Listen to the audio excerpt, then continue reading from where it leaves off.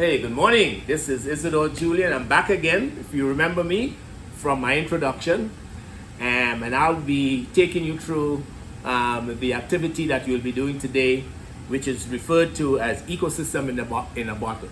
This is a grade 6 life science activity to introduce students to the ecosystem in a closed system.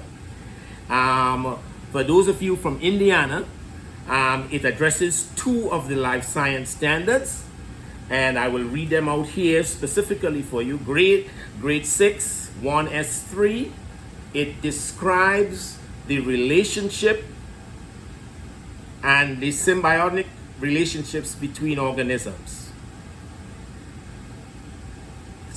Construct an explanation that predicts why patterns of interaction develop between organisms in an ecosystem. And for 6, part 2, it discusses the role of photosynthesis in the flow of energy in food chains, energy pyramids, and food webs. For this activity, you will need 2 2-liter soda bottles. This is what I have here. These are not supplied. You will have to supply those for yourselves. A bottle cap and a toolbox that includes a scissors, a vice grip, and a drill. These are not supplied. What is supplied? You will get a wicker. You will get some soil. And you will get various plant seeds, 3 or 4 packets of seeds.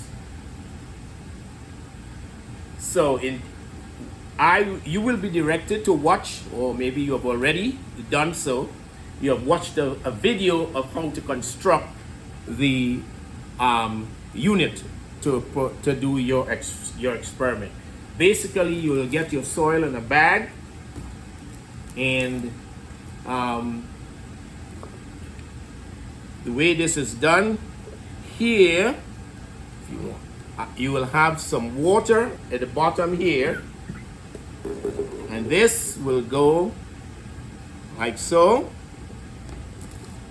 The soil will then be placed in the bag, and science could be a little bit messy, but I'm sure you may have already done this. It goes in there, and you could determine how much soil you want. Don't have to be all that you get. Shape it up like so. And so notice that one of the bottles has the wick here. It goes down here. And you will have water here. You may have to some water here, and then this is just fits in like so.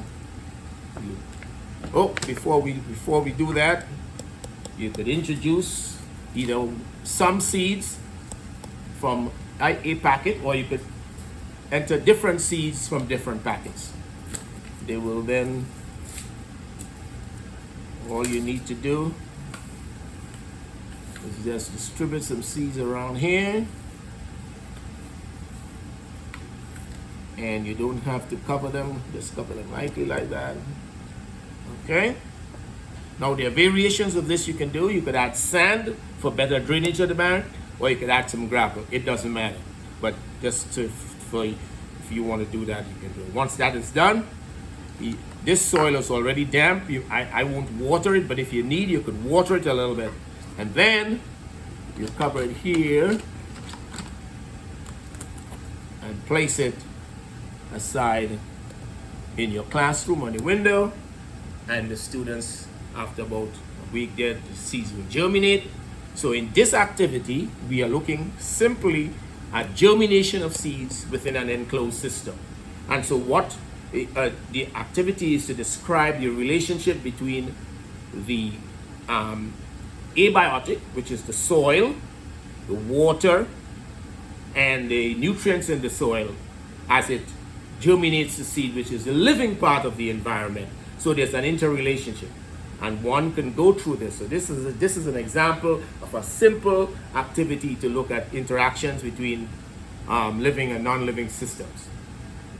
As you go and you look further on into the video that you will be watching, there are variations of this that one can do.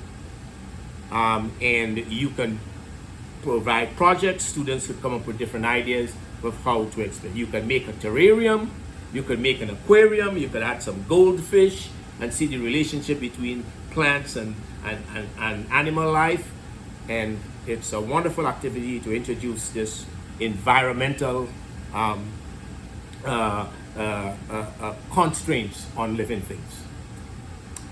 And so go off, do this experiment, and I'll see you back when we'll talk about this. Okay.